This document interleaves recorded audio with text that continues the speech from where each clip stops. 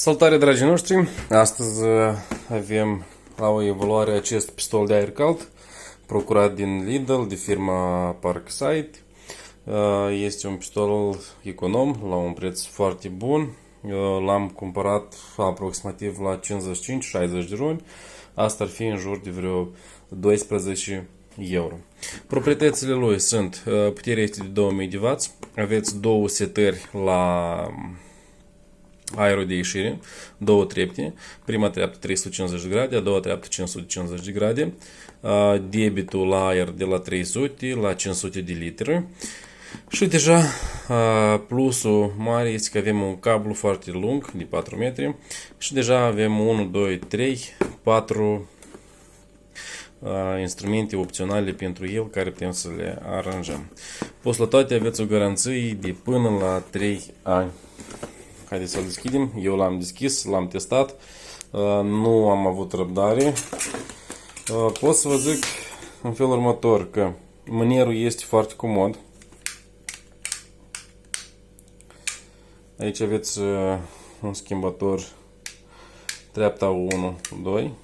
Este de o calitate bună și este și destul de greu.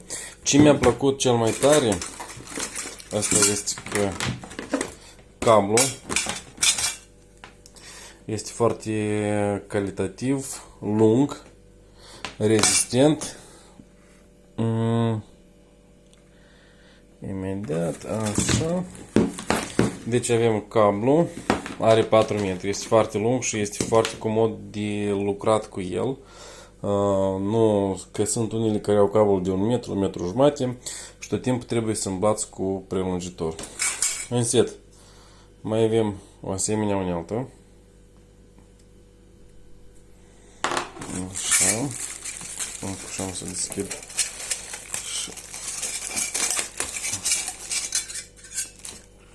Deci acestea sunt opționale, dar sunt niște lucruri plăcute și uneori foarte utile. Dacă ăsta este unul, dacă ăsta este al doilea, îl puneți ca să nu bată doar în partea de jos. Ăsta este al treilea, de la o treaptă mai mare, de la o gaură mai mare la una mai mitică. Așa. Așa. Mai avem încă o chestie. Așa. Și încă una de altfel. În complet mai avem și instrucțiunea. Am să dau. Așa. Este ce interesant că este și în limba română. Aveți bulgară, engleză, dar și română. Așa. Aici aveți tot cum puteți să-l conectați, ghidul de utilizare. Spune totul despre duzele acestea, care sunt de reducție, de suprafață, doză rachetă, doză de aprindere a grătarului. Mai aveți în set și dispozitiv pentru îndepărtarea vopselei. Probabil asta e o piesă și asta e a doilea. Da. Și asta se conectează cu acesta. Super șmecherie. Spune așa. Am să încerc, cu mâna mi este mai greu. Am să pun un pic pauză. Deci cam așa arată. Cu asta îl puneți și dezlipiți vopseaua. Iar cu asta pur și simplu o roadeți ca să vă fie mai comod. Eu l-am prins încet. Așa, astea două sunt pentru vopsea. Așa, asta este pentru reducție.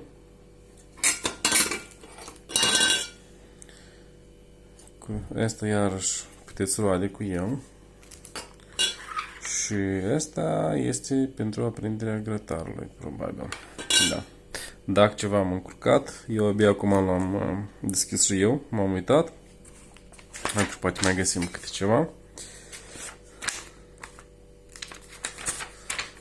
Așa, deja aveți garanție la el și în principiu asta e tot.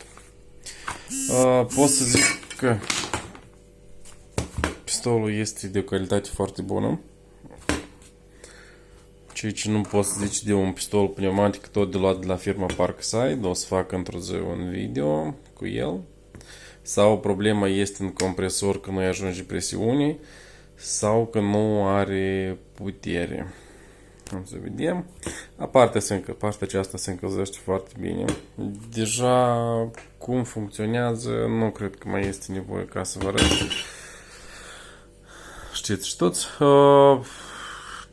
Părerea finală își merită toți banii. Vă mulțumesc pentru atenție și vă urez o zi bună în continuare. Salutare și ceau!